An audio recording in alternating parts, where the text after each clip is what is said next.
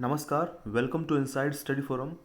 आज के इस क्लास में हम बात करेंगे विज्ञान के कुछ इम्पॉर्टेंट क्वेश्चंस जो इम्पॉर्टेंट होंगे डीएलएड थर्ड सेमेस्टर के लिए। ठीक है, तो स्टार्ट करते हैं। फर्स्ट क्वेश्चन, म्यूकर क्या होता है? What is Mucor? म्यूकर का मतलब होता है, इंग्लिश में इसको बोलते हैं MUCOR, म्यूकर। म्यूकर क्या होता है? देखिए, म्यूकर जो होता है वो एक फंगस होता है। ठीक है, क्या होता है? वो एक फंगस यानी फंजाई होता है। फंजाई को हम क्या बोलते हैं? कवक बोलते हैं, हिंदी में कवक। ठीक है, और वो विज्ञान जिसके अंतर्गत हम कवक का यानी फंगस का अध्ययन करते हैं उसको हम बोलते हैं माइकोलॉजी। क्या बोलते हैं? माइकोलॉजी हम बोलते हैं। ठीक है, तो माइकोलॉजी में क्या होता है? वो विज्ञान जिसके अंतर्गत हम कवक का यानी फंगस का अध्ययन करते हैं उसको हम माइकोलॉजी कहते हैं। वहीं दूसरी ओर अगर हम बात करें कि एल्गी, एल्गी मतलब क्या होता है? शैवाल। आप लोगों ने विभिन्न प्रकार के शैवाल देखे होंगे। ठीक है, शैवाल कहाँ पे उगते हैं? शैवाल वहाँ पे उगते हैं जहाँ पे नमी होती है। ठीक है, जहाँ पे थोड़ी सी नमी होगी वहाँ पे शैवाल उग आते हैं। शैवाल को हम सिंपली अगर समझें सामान्य भाषा में तो उसको हम काई बोलते हैं। ठीक है, काई। आप लोगों ने काई देखी होगी ना, हरी हरी, जहाँ पे नल होता है तो नल के आसपास काई जम जाती है। ठीक है, और धान के खेतों में बेसिकली काई जमती है। ठीक है, तो धान के खेतों में जो काई जमती है उसको हम बोलते हैं नीले हरे शैवाल। ये सारे क्वेश्चंस आपके एग्ज़ाम के लिए बहुत इंपॉर्टेंट हैं, तो आप लोग इसको याद रखिएगा। ठीक है, तो इस क्वेश्चन का करेक्ट आंसर क्या होगा? इसका आंसर होगा फफूंद। ठीक है, फफूंद जो है वो कवक के अंतर्गत ही आता है। ये कवक जो होता है फंगस, ठीक है, ये इसके अंतर्गत फफूंद आता है। इसको हम इंग्लिश में मोल्ड बोलते हैं। और कवक के अंतर्गत ही ईस्ट आता है। ईस्ट का मतलब होता है खमीर। ठीक है, तो फफूंद और खमीर ये दोनों कवक के अंतर्गत ही आते हैं। आप लोग इसको ध्यान रखेंगे। ठीक है, तो क्वेश्चन नंबर 2 देखते हैं। इसमें क्या लिखा हुआ है? खमीर होते हैं। खमीर का मतलब क्या था? ईस्ट। ईस्ट क्या होते हैं? क्या ईस्ट एक कोशिकी होते हैं, बहुकोशिकी होते हैं, या फिर सामान्य कोशिकी होते हैं, या उपरोक्त सभी होते हैं? देखिए, अगर हम फंगस की बात करें, फंगस, फंगस का मतलब कवक होता है। ठीक है, कवक की बात करें तो कवक में कुछ ऐसे होते हैं जो एक कोशिकी होते हैं और कुछ ऐसे होते हैं जो बहुकोशिकी होते हैं। इसका मतलब क्या है कि फंगस में दोनों ही पाए जाते हैं, एक कोशिकी और बहुकोशिकी। लेकिन यदि हम ईस्ट की बात करें तो ईस्ट जो है वो आमतौर पर एक कोशिकी होते हैं। ठीक है, तो इसका ईस्ट का मतलब क्या है? खमीर है। ठीक है, तो जो खमीर होते हैं वो आमतौर पर एक कोशिकी होते हैं। तो इसका आंसर होगा ऑप्शन नंबर 1, एक कोशिकी। दोस्तों, खमीर का इस्तेमाल मुख्य रूप से हम अपने बेकरी उद्योग में करते हैं, अल्कोहल के उत्पादन में करते हैं। ठीक है, तो यहाँ पे अगर हम बात करें कि बेकरी उद्योग में जहाँ पे ब्रेड बनते हैं, बिस्किट्स बनते हैं, वहाँ पे हम किस प्रकार के ईस्ट का उपयोग करते हैं। ठीक है, कई सारे ऐसे ईस्ट होते हैं जो बहुत हानिकारक होते हैं, जो हमारे यानी कई प्रकार के ऐसे खमीर होते हैं जो हमारे शरीर पर विभिन्न प्रकार के रोग उत्पन्न करते हैं। लेकिन कुछ ऐसे होते हैं जिसका इस्तेमाल हम खाने में करते हैं। ठीक है, वो विटामिन बी का एक अच्छा स्रोत होते हैं। तो उसका नाम है सैक्रोमाइसिस सेरिवेसी। ठीक है, सैक्रोमाइसिस सेरिवेसी नाम का जो खमीर होता है उसका हम उपयोग बेकरी उद्योग के लिए करते हैं। ठीक है, ओके। तो अब हम बात करते हैं क्वेश्चन नंबर हमारा जो 3 है आज का। ठीक है, अब इसमें बोला गया है कि बहुकोशिकीय संरचना है।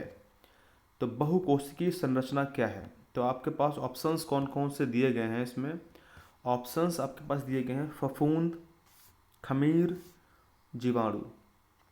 अब हम इस क्वेश्चन को इजीली सॉल्व कर लेंगे बिकॉज अभी हमने इतना कुछ सीखा है, समझा है।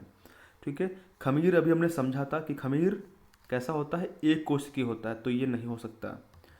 वहीं पे अगर हम बात करें कि यदि दूसरा ऑप्शन नहीं हो सकता है तो फिर चौथा ऑप्शन जो है ये ऑटोमेटिक कैंसिल हो जाएगा। जीवाणु की बात करें तो जीवाणु मतलब क्या होता है? माइक्रो ऑर्गेनिज्म यानी बैक्टीरिया। बैक्टीरिया को हम जीवाणु कहते हैं। बैक्टीरिया कैसे होते हैं? एक कोशिकीय होते हैं। तो इसका करेक्ट आंसर क्या होगा? फफूंद होगा। ध्यान रखेंगे आप। ठीक है, फफूंद।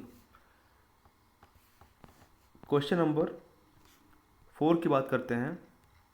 तो इसमें बोला गया है कि खमीर का महत्व, खमीर का यानी ईस्ट का महत्व क्या होता है। ऑप्शंस आपके पास कौन कौन से हैं? अल्कोहल बनाने में, बेकिंग उद्योग में, औषधि के निर्माण में, और उपरोक्त सभी। तो अब ये तो काफ़ी इजी क्वेश्चन आपके लिए बन जाता है, क्योंकि अभी तक आपने जो सीखा है, समझा है, उससे आप इस क्वेश्चन का आंसर डेफिनेटली कर लेंगे। तो इसका आंसर होगा उपरोक्त सभी में, ठीक है। यानी खमीर का जो महत्व है वो अल्कोहल में, बेकिंग में, औषधि निर्माण में और उपरोक्त सभी यानी सब में होता है, ठीक है। ओके, अभी मैंने कौन से खमीर की बात की थी कि उस खमीर का उपयोग होता है बेकिंग में, अल्कोहल में, वो है सैक्रोमाइसिस सेरिवेसी। तो मैं चाहूँगा कि आप सभी लोग सैक्रोमाइसिस सेरिवेसी का नाम कमेंट में ज़रूर लिखें, ठीक है, जिससे आपको याद होने में कोई दिक्कत नहीं होगी। तो नेक्स्ट क्वेश्चन हमारे पास में है, साधारण कमरे के तापक्रम में, यानी जिस तापक्रम में हम अपने कमरे में रहते हैं, यानी जो हमारे रूम टेम्परेचर होता है, हमारे कमरे का तापमान होता है, उस तापक्रम में जीवाणु तथा एंजाइम तेज़ी से क्या करते हैं, ठीक है, तेज़ी से करते क्या है। तो इसका आंसर क्या होगा? इसका बहुत ही इजी क्वेश्चन है ये। तेज़ी से विकास करते हैं, या फिर वृद्धि करते हैं, या निकास करते हैं। मतलब निकास क्या नॉनसेंस ऑप्शन है कि प्रदूषण करते हैं, तो ये गलत होगा। इसका आंसर होगा वृद्धि करते हैं, ठीक है। सामान्य तापक्रम में ही जीवाणु और एंजाइम्स तेज़ी से वृद्धि करते हैं, ठीक है। क्वेश्चन नंबर 16 की बात करते हैं। 16 में बोला गया है कि भोजन संरक्षण की विधि कौन सी है।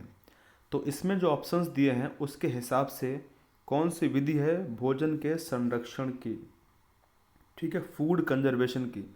ऑप्शंस हमारे पास में है वाष्पन, ये नहीं हो सकता, आसवन, ये भी नहीं होगा, पास्चुराइजेशन, इससे हम दूध को प्रिजर्व करते हैं थोड़ा लॉन्ग टाइम के लिए, ठीक है। आप लोगों ने देखा होगा कि जो दूध आते हैं पैकेट वाले, उन पर लिखा होता है पास्चुरीकृत मिल्क, ठीक है, पास्चुराइज्ड मिल्क, पास्चुरीकृत दूध, जिस प्रोसेस को लुइस पास्चर ने डेवलप किया था। इसका मतलब होता है कि यदि उसके अंदर जीवाणु होंगे तो वो नष्ट हो जाते हैं, तो वो काफ़ी समय तक के लिए जो है सुरक्षित हो जाती है। तो फिलहाल इस क्वेश्चन का आंसर होगा निर्जलीकरण। यानी अगर हम फूड से सारा जो वाटर है उसको निकाल दें, तो इससे क्या होगा, वो फूड जो है वो लंबे समय तक उसका संरक्षण हो सकेगा, ठीक है। ओके,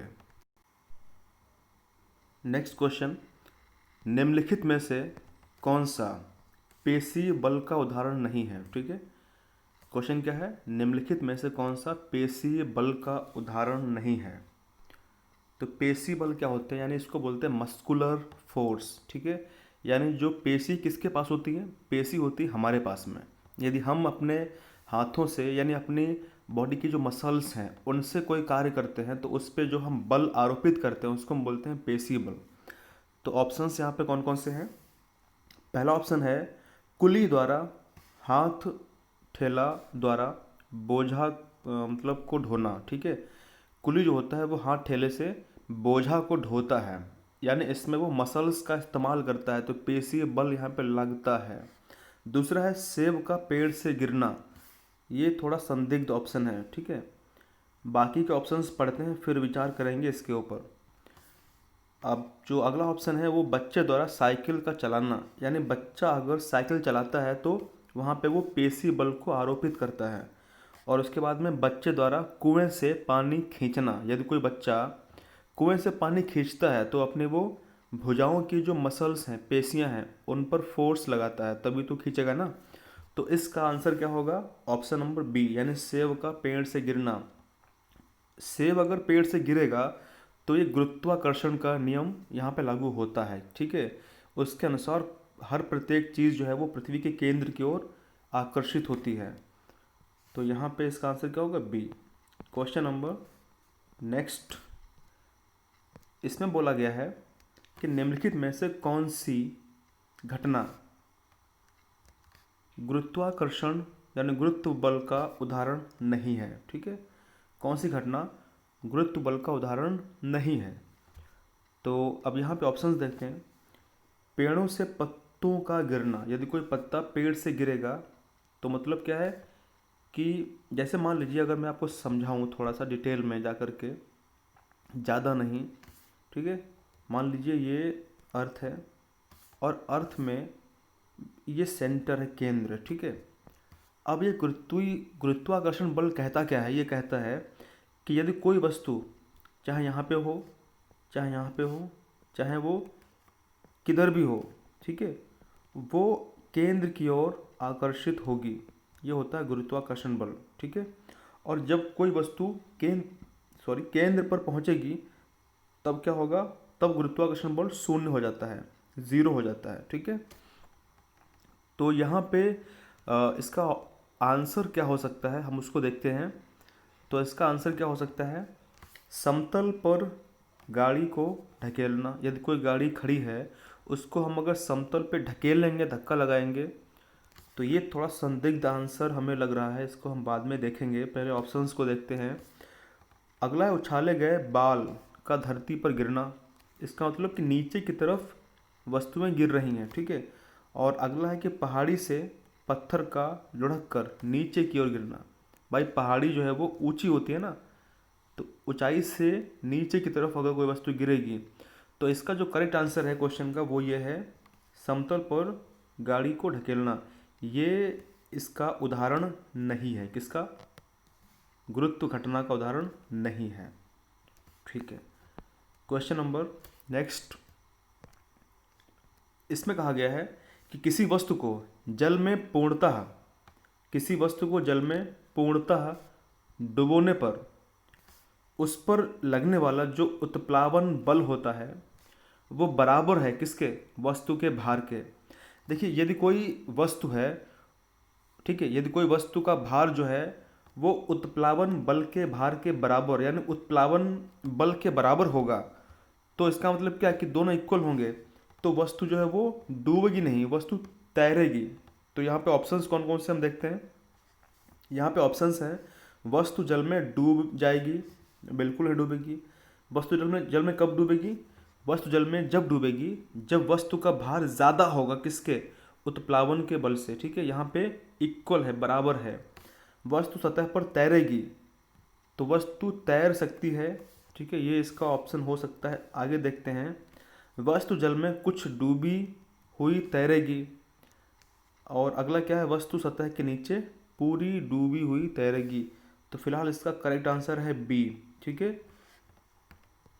आगे देखते हैं क्वेश्चन नंबर नेक्स्ट। अब नेक्स्ट क्वेश्चन में बोला गया है कि दाब का मात्रक क्या होता है। दाब की जो SI यूनिट होती है वो क्या होती है? पास्कल होती है, पास्कल। अब यहाँ पे दाब का मात्रक पूछा गया है, तो यदि आपको दाब का फार्मूला पता है, जैसा हमने लास्ट वीडियो में देखा था कि प्रेशर बराबर P=F/A होता है, ठीक है। तो इसको हम इस तरीके से भी लिख सकते हैं, जैसे प्रेशर P=F और A, ठीक है। तो अगर हम समझें इसको, प्रेशर यानी दाब बराबर, F का मतलब क्या होता है? F है बल, F है फोर्स, ठीक है। तो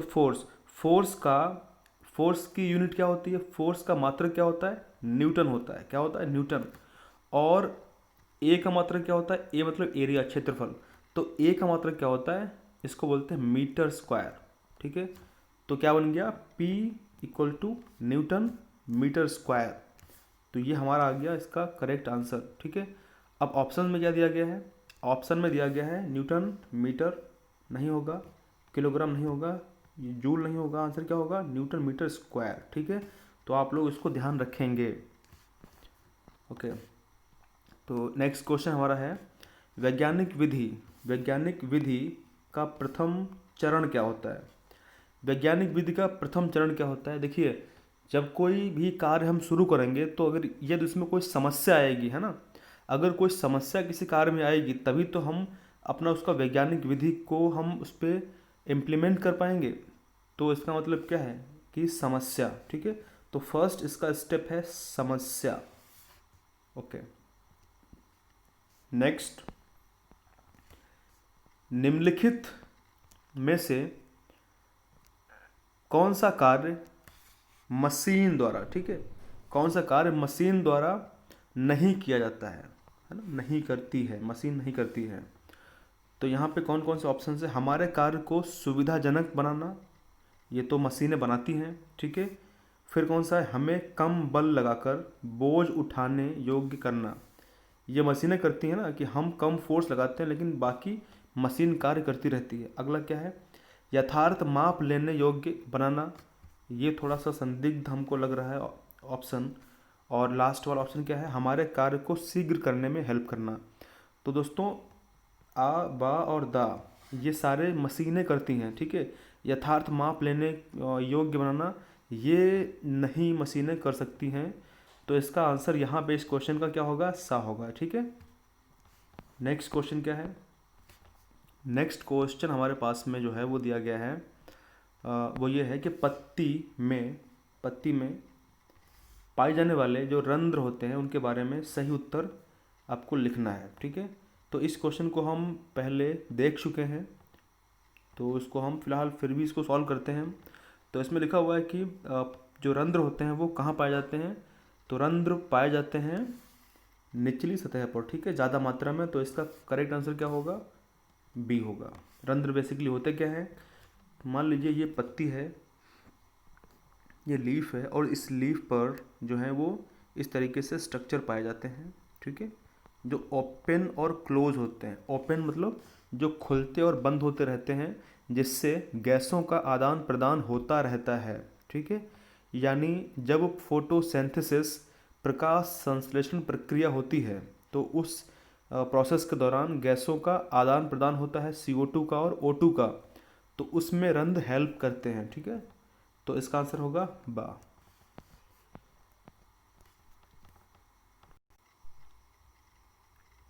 नेक्स्ट क्वेश्चन क्या है?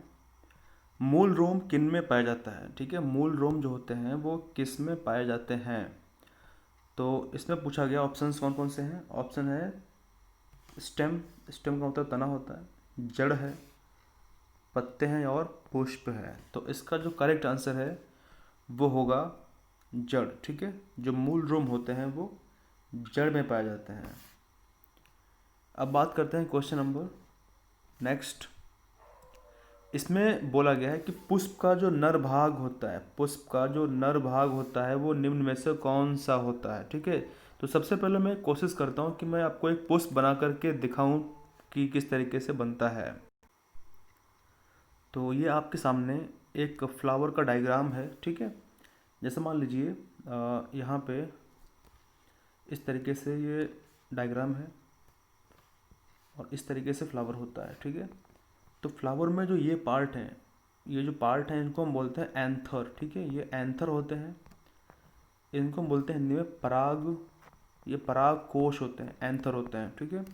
और ये जो पार्ट है ये दिस इज स्टिग्मा, ये स्टिग्मा होता है, ठीक है।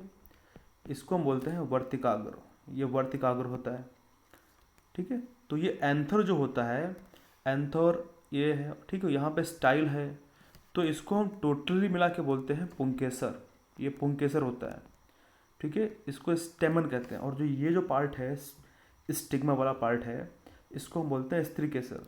तो यहाँ पे क्वेश्चन पूछा गया है कि इनमें से कौन सा पुष्प का नर भाग होता है। तो इसका करेक्ट आंसर क्या होगा?